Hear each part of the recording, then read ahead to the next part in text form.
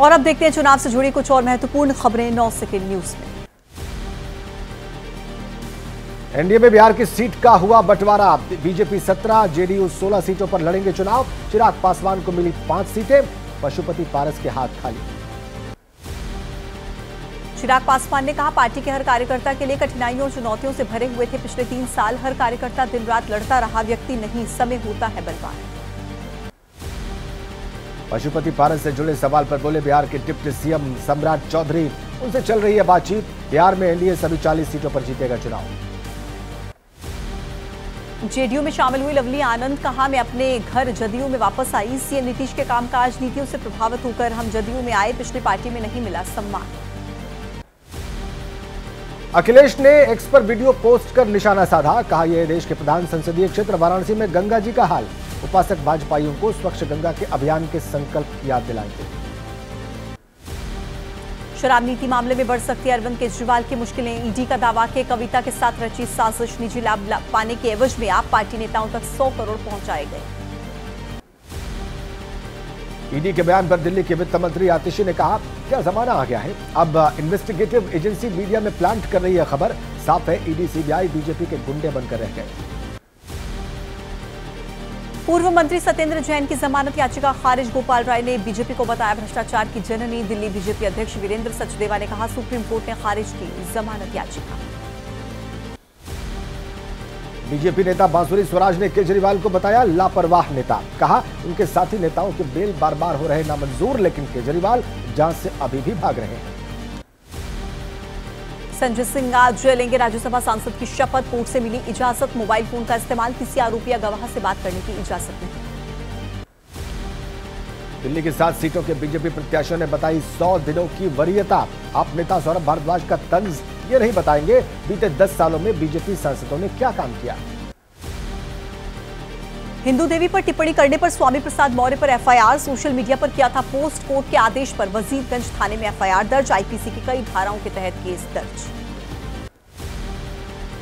चुनाव आयोग ने गुजरात, यूपी, बिहार, हिमाचल प्रदेश और उत्तराखंड सहित 6 राज्यों के गृह सचिव और पश्चिम बंगाल के डीजीपी को हटाया। विवेक सहाय बनाए गए पश्चिम बंगाल के नए डीजीपी। 6 राज्यों के गृह सचिव हटाने पर बोले अधीर रंजन चौधरी, सत्तारूढ़ पार्टी और सरकार की इतनी कर रहे थे चापलूसी, सबको पता लग गया था, सरकार के आदेश के बिना कोई काम नहीं करना। पश्चिम बंगाल के डीजीपी को हटाने पर टीएमसी नेता कुणाल घोष ने कहा, एसीआई जैसी संस्थाओं को हथियाने की पूरी कोशिश कर रही है बीजेपी। अपनी राजनीतिक लक्ष्य पाने के लिए निगरानी की कर रहे पूरी कोशिश।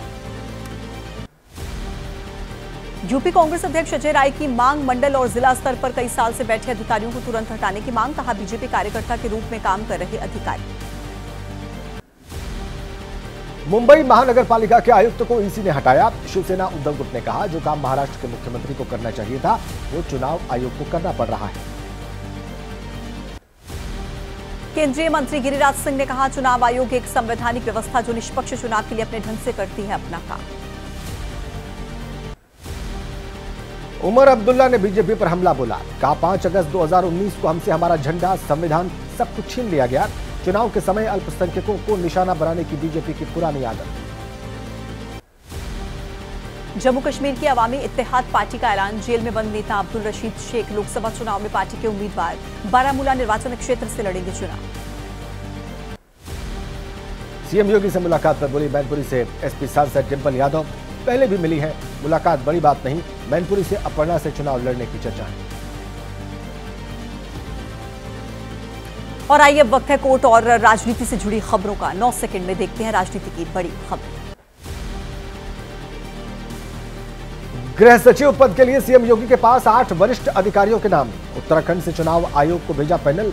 एल फैनई, अरविंद सिंह और दिलीप जावलकर का नाम शामिल। इलाहाबाद सेंट्रल यूनिवर्सिटी में आंदोलनों की अगुवाई करने वाले एनएसयूआई नेता सत्यम कुशवाहा को मिली जमानत। प्रयागराज कमिश्नर कोर्ट से गुंडा एक्ट मामले में मिली बेल।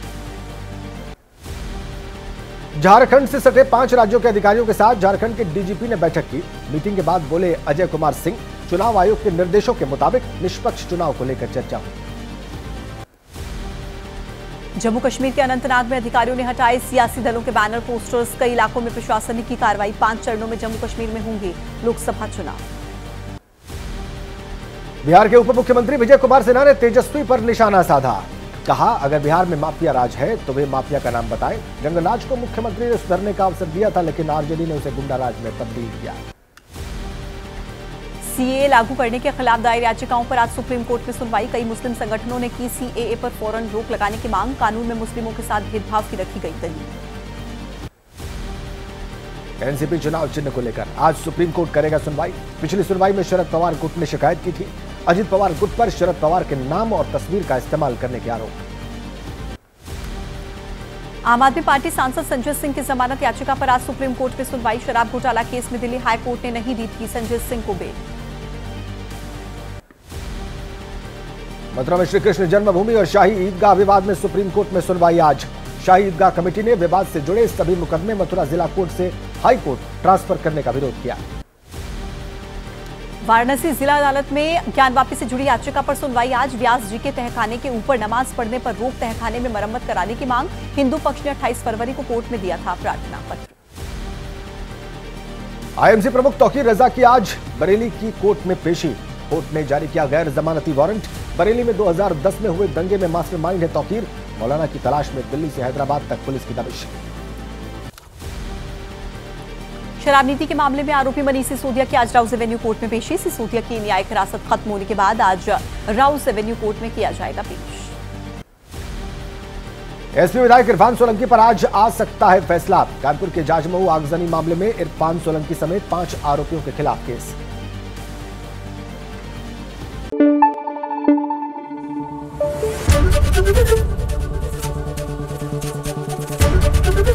एबीपी न्यूज आपको रखे आगे।